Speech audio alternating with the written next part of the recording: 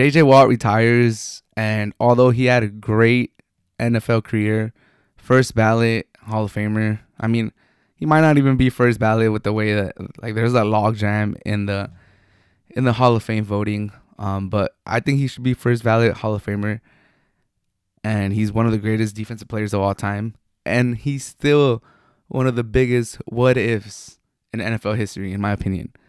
Like, if you see JJ Watt's first 5 seasons, you see his numbers, you see his 3 defensive players of the year awards in the first 5 years. That's insane.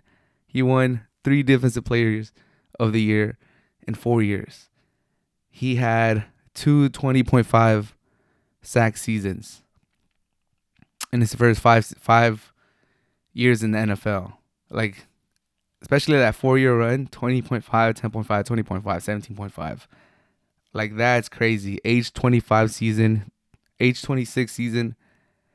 he was destroying the NFL. He was Aaron Donald before Aaron Donald. He was the man. Like, his projections were insane. Like, you could realistically look at him, and he hadn't missed a game at that point. Age 26, he had not missed a game. He had 3 defensive player of the years.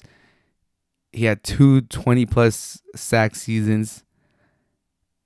He was scoring touchdowns on offense, like, as a tight end. It was insane. He was carrying the Texans to the playoffs with Matt Schaub as a quarterback. He was scoring touchdowns as a tight end. He was returning interceptions for touchdowns in the playoffs.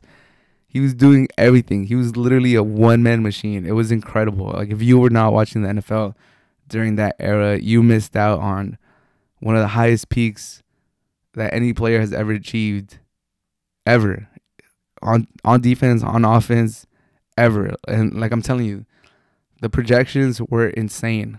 Like, you could really like look at his career at that point. He hadn't missed a game. He had 2 20-plus seasons. He had 3 defensive player of the year campaigns. You're like, how many is he gonna end up with? Like, 3 in his first 5 years. Like, even like lowballing it, you were like, he might end up with 5 if you lowball it. Like, he's gonna play. He's 26. He's probably gonna play till he's 34, 35. He's gonna rack up like 1 or 2 more minimum. He's gonna end up with 1 or 2 more. This is the things that you were talking about back in 2015. And sadly, he never won another one. He never had another 20-plus sack season. Matter of fact, he never topped that 17.5 season that he had at age 26 when he won his 3rd Defensive Player of the Year. And sadly, he was just ravaged by injuries. And that's why I think he's one of the biggest what-ifs in NFL history. Like, the man was unblockable. He was ridiculous as soon as the snap.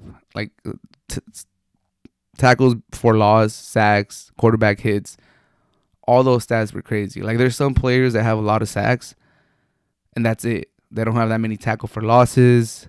You know, their quarterback hits are almost even with their sacks, which is like, it's good, I guess, because they're maximizing their good rushes, but it also means that they're not really rushing the quarterback. JJ Watt was doing everything. He was batting down passes. He was getting sacks. He was getting QB hits. He was getting pressures. He was doing everything. Like, man, I wish, if you didn't watch it, man, I wish you could have been there to see that. It was ridiculous. And for him to, you know, never miss a game before 2015. And then in 2016, he only plays 3 games. And then the next season, he only plays 5. Comes back, has a healthy season, 16 sacks. 2nd in the comeback player of the year. Looking great, looking good. You know, JJ Watt's back. Next year, only plays 8 games, another injury.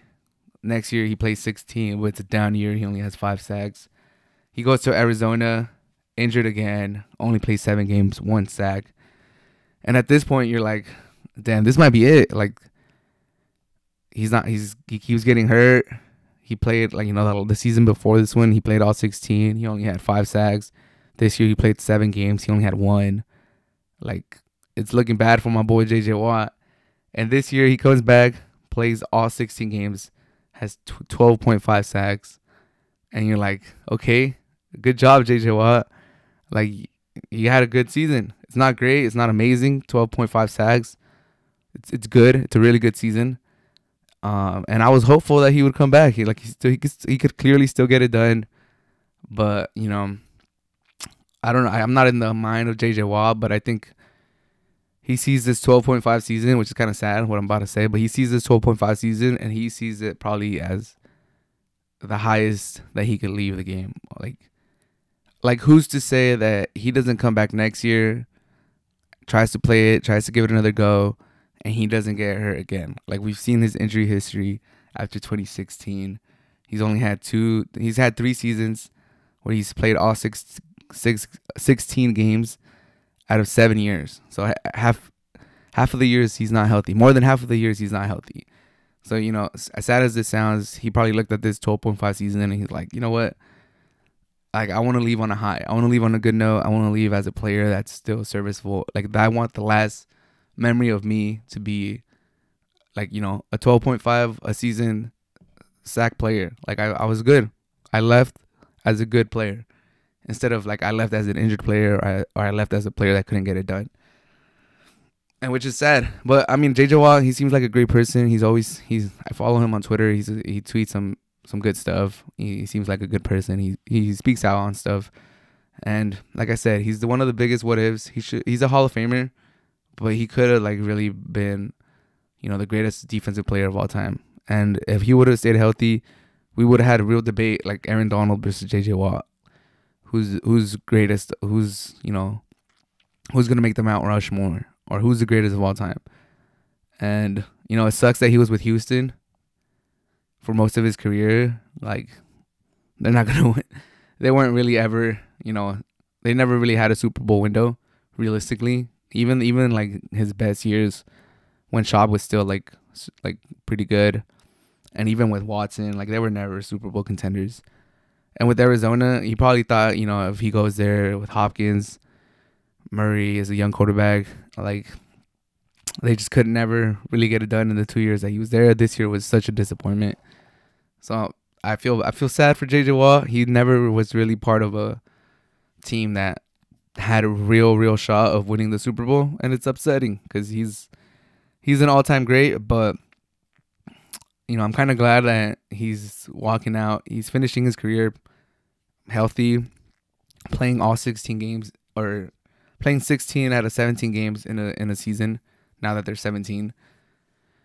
And I wish him the best in his future endeavors. I hope he stays around in the NFL. I could see him being a personality, like on a NFL talk show, you know, opening up in the mornings, being like in the studio, or maybe even doing some commentary. Like, he seems to have like a personality, and I feel like he's one of those players that'll stick around and, you know, still be around the game. So I'm hopeful for that, especially because his brothers are still in the NFL. TJ Watt and I forget the other guy's name, the fullback. They're still in the NFL, so I think he'll stick around. So JJ Watt, best of luck in retirement.